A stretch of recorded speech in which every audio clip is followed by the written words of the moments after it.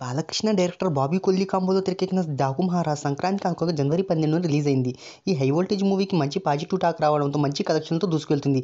అయితే వీకెండ్స్లో దుమ్ము దులిపినా కూడా వర్కింగ్ డేస్లో మాత్రం హోల్డ్ని అయితే చూపించలేకపోయింది. ఈ చిత్రం 19వ రోజు కలెక్షన్లను తెలుసుకుపోయే ముందు ఒక చిన్న రిక్వెస్ట్, మన ఛానల్లోని వీడియోస్ చూసి నచ్చితే సబ్స్క్రైబ్ చేసి లైక్ కొట్టి షేర్ చేయండి.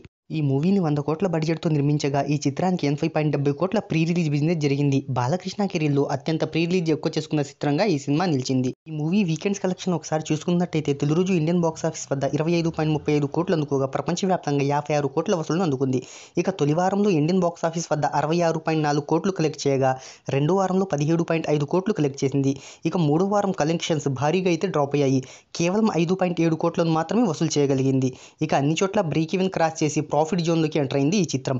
ఈ మూవీ 19వ రోజు కలెక్షన్ వివరాల్లోకి వెళ్తే వీకెండ్ డేస్లో మంచి హోల్డ్ని చూపించినా కూడా వర్కింగ్ డేస్లో మాత్రం హోల్డ్ని అయితే కనబడలేకపోయింది. ఇక 19వ రోజు కేవలం 47 లక్షలు మాత్రమే వసూలు చేసింది. దీంతో ఇండియన్ బాక్స్ ఆఫీస్ వద్ద మొత్తం 89.7 కోట్లను వసూలు చేసింది.